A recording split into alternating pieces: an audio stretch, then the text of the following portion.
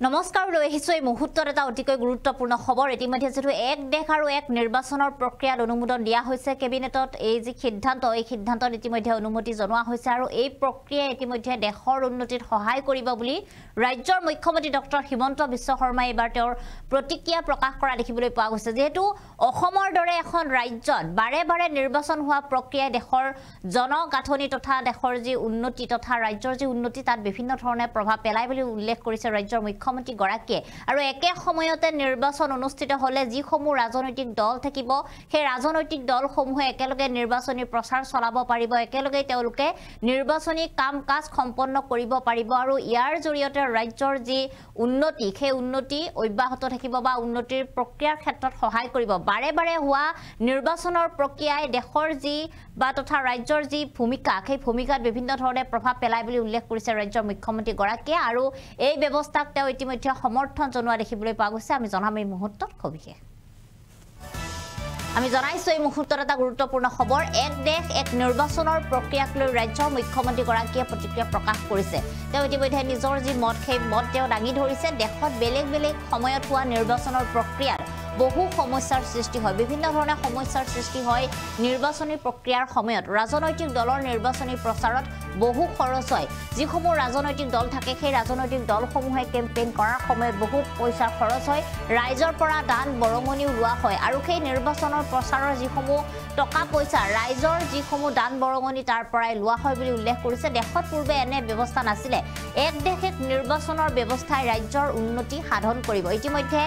ইয়াৰ পূৰ্বে এনে ধৰণৰ ব্যৱস্থা নাছিলে কিন্তু যেতিয়াৰে পৰা কংগ্ৰেছৰ চৰকাৰ হৈছে আৰু কংগ্ৰেছৰ চৰকাৰৰ সময়ত দেশত যেতিয়া ৰাষ্ট্ৰপতিৰ শাসন বাৰে বাৰে দিয়া হৈছিল সেই সমূহত বিধানসভাৰ সমষ্টিসমূহ ভাঙি এনেদৰে বাৰে বাৰে নিৰ্বাচনৰ যি প্ৰক্ৰিয়া ৰাজ্যত অনা হৈছে বা দেশত অনা হৈছে এই প্ৰক্ৰিয়াই এখন দেশৰ যিসমূহ জনগাঁথনিতে হওক বা যি দেশৰ উন্নতিৰ প্ৰক্ৰিয়া সেই প্ৰক্ৰিয়াত বিভিন্ন ধৰণে প্ৰভাৱ পেলায় কিয়নো বাৰে বাৰে যি বেলট পেপাৰত নিৰ্বাচনী ভোট গণনা দিয়া হয় বা যিসমূহ নিৰ্বাচনী প্ৰক্ৰিয়া থাকে নিৰ্বাচনৰ দিন ঘোষণা কৰাৰ পৰা নিৰ্বাচনী প্ৰক্ৰিয়া শেষ হোৱালৈকে বা নিৰ্বাচনৰ ফলাফলৰ দিন ওলোৱালৈকে সেই সময়লৈকে বিভিন্ন ধৰণে বহু পইচাৰ আসলতে খৰচ হয় বা বিভিন্ন ধৰণৰ সমস্যাৰ সৃষ্টি হয় বিভিন্ন ধৰণে মাৰপিটকে আৰম্ভ কৰি বা বিভিন্ন ধৰণৰ সমস্যাসমূহৰ সৃষ্টি হয় আৰু ইয়াৰ জৰিয়তে এটা অঞ্চলৰ বা এখন ৰাজ্যৰ বা এখন দেশৰ যি গাঁথনি সেই গাঁথনিত বিভিন্ন ধৰণৰ প্ৰভাৱ পৰে আৰু এই নিৰ্বাচনৰ প্ৰক্ৰিয়া এখন দেশৰ উন্নতিৰ যিটো প্ৰক্ৰিয়া বা যিটো ধাৰা সেই ধাৰাটো অব্যাহত নাৰাখে বুলি উল্লেখ কৰিছে আৰু ইয়াৰ বাবে একে সময়তে যদি নিৰ্বাচনী প্ৰক্ৰিয়াটো হৈ যায় তেতিয়াহ'লে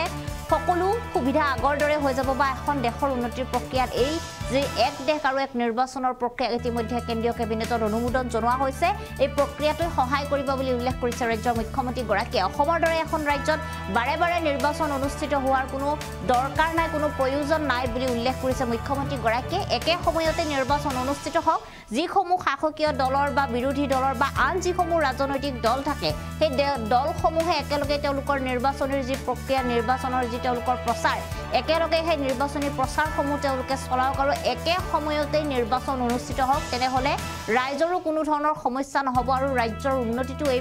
যি এক দেশ এক নিৰ্বাচনৰ প্ৰক্ৰিয়া এই প্ৰক্ৰিয়াটোই ৰাজ্যৰ উন্নতিত সহায় কৰিব বুলি উল্লেখ কৰিছে এই মুহূৰ্তত আমাৰ হাতত মুখ্যমন্ত্ৰীগৰাকীৰ সেই মন্তব্য আছে সেই মন্তব্য আমি আপোনালোকক শুনাইছোঁ বিলখনটো সংসদত আলোচনা হ'ব সকলোৱে নিজৰ নিজৰ কথা ক'ব পাৰিব কিন্তু বাৰে বাৰে ইলেকশ্যন হৈ থাকিলে ৰাজ্যত মডেল কোড অফ কণ্ডাক্ট আহে এবছৰ উন্নয়নৰ কাম বন্ধ হৈ যায় আৰু বাৰে বাৰে একেটা বেলট কাকততে অসমৰ দৰে ৰাজ্যই দুবাৰ ইলেকশ্যন পতাৰ বাবে 1000 কোটি খৰচ কৰিব লাগে এইটোতো দুখীয়া মানুহৰ টকাই যায় সেইকাৰণে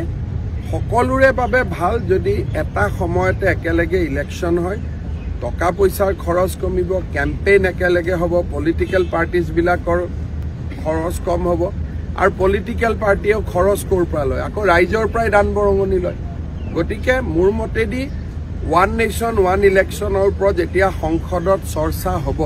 সকলো মানুহে বুজি পাব যে ইয়াৰ ফলত ৰাইজ বহু উপকৃত হ'ব আৰু আমাৰ দেশত আগতে ওৱান নেশ্যন ওৱান ইলেকশ্যনে আছিলে লাহে লাহে ৰাষ্ট্ৰপতিৰ শাসন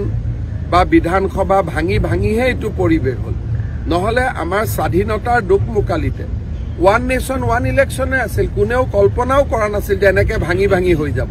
যেতিয়া কংগ্ৰেছে ৰাষ্ট্ৰপতিৰ শাসন দি দি ৰাজ্য বিধানসভাবিলাক ভাঙিব আৰম্ভ কৰিলে তেতিয়াহে এই পৰিৱেশটো আৰম্ভ হ'ল আগতে পৰিৱেশটো নাছিলেই দেশত